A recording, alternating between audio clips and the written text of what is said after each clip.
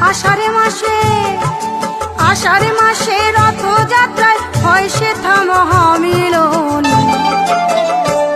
পুরী ধামে চলো মন, শ্রী জগন্নাথ করতে দর্শন।